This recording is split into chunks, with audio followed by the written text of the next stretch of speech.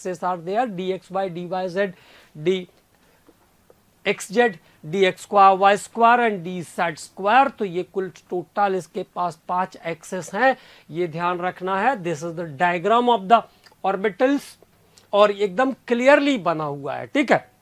अभी देखो इस पे भी एक चीज आई, एक नया चीज मैंने पढ़ा उसमें। तो पहले जब मैं शुरू में चौक वाले बोर्ड पे पढ़ा रहा था तो लोग कह रहे थे सर चौक वाले बोर्ड पे मत पढ़ाइए, इलेक्ट्रॉनिक बोर्ड पर पढ़ाइए। तो मैंने चौक बोर्ड से शिफ्ट किया इलेक्ट्रॉनिक बोर्ड पर। अब चौक बोर्ड पर जो सुंदर राइटिंग आती है वो इलेक्ट्रॉनिक बोर्ड पर नहीं आ सकती, क्योंकि वहाँ पे डिफ्लेक्ट करता है, लिखते समय पेन स्लिप करता है, तो राइटिंग की प्रॉब्लम शुरू हुई।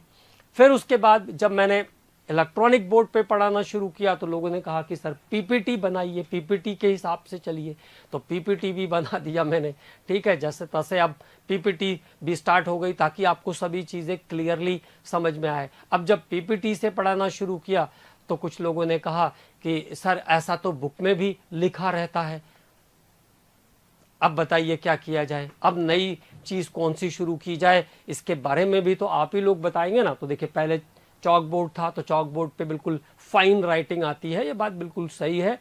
उसके बाद लोगों ने कहा कि चॉक बोर्ड पे मत पढ़ाइए, इलेक्ट्रॉनिक बोर्ड पर पढ़ाइए। तो इलेक्ट्रॉनिक बोर्ड पे पढ़ाना शुरू किया। फिर बोले कि इलेक्ट्रॉनिक बोर्ड पर चूंकि राइटिंग क्लियर, थोड़ा बहुत डिफ्लेक्शन होता है इलेक्ट्रॉनिक बोर्ड पर, हालांकि प्रैक्टिस कर लिया था मैंने, लेकिन फिर भी थोड़ा बहुत डिफ्लेक्शन था वहाँ पे। तो फिर बच्चों ने कहा कि सर पीपीटी भी यूज़ करिए जैसे बाकी लोग यूज़ करते हैं। तो पीपीटी भी बनाना शुरू कर दिया, उस पर भी काम किया डिपार्टमेंट ने, है ना। अब उसके बाद बोलते हैं कि ये तो बुक में भी लिखा रहता है। तो अब देखिए भैया ऐसा है कि अब कौन सा रास्ता है ये भी आप ही लोगों को बताना है कि ये सब चीज़ें अब आगे क्या कर सकते हैं। तीसरी चीज़ मैं आपको बताऊं कि बुक्स में सब कुछ लिखा हुआ रहता है, ये बात सही है, लेकिन जब तक गुरु उसका आपको ज्ञान नहीं देता ना, मुझे भी पहले ऐसा लगता था जब मैं बुक्स देखता था कि यार बुक्स तो इतनी सुंदर सुंदर है, इतना अच्छे तरीके से उसमें लिखा हुआ है, फिर समझ में चीज़ें क्यों नहीं आती, इतने सुंदर कवर पेज लगाते बुक्स पे तो क्यों नहीं समझ में आता है। तो फिर फाइनली बहुत सोच विचार करने के बाद मुझे समझ में आया कि नॉलेज के लिए ऐसा क्राइटेरिया है कि जब तक कोई आपको समझाएगा नहीं, जब तक आपको कोई बताएगा नहीं, तब तक वो चीज़ें हमें क्लियरली समझ में नहीं आती है। तो अब इस तरीके से ध्यान रखना है इस चीज़ को कि सभी चीज़ें आपके पास अगर सुंदर राइटिंग में लिखा हुआ है तो आपको लिखने में आसानी होगी। बाकी मैं आपको समझा तो रही हूँ सारी चीज़ें, और स्ट्रिक्टली ये ध्यान रखना है। देखिए इस चैप्टर में भी कुछ चीज़ें आगे पीछे किया है मैंने, उसका कारण ये है, आप बुक से मिलाओगे तो एकदम एज इट इज़ जैसे टॉपिक पैराग्राफ नहीं जा रहे हैं। उसका कारण ये कि चीज़ें आपको बहुत क्लियरली समझ में आए, आप आसानी से लिंक कर पाओ, आप सारे क्वेश्चन कर पाओ, इसलिए चीज़ों को मैं अपने अकॉर्डिंग इसको लिंक करता हूं चीज़ों को, है ना। तो चलिए एक बार फिर से डी ऑर्बिटल के बारे में बात करते हैं। तो डी ऑर्बिटल कैसे होते हैं, डबल डबल शेप वाले होते हैं। टोटल एक्सेस होता है इसमें 5, और उन एक्सेस को हम डेजिग्नेट करते हैं D x Y, D Y Z, D x Z, D x square Y square और डी जेड स्क्वायर।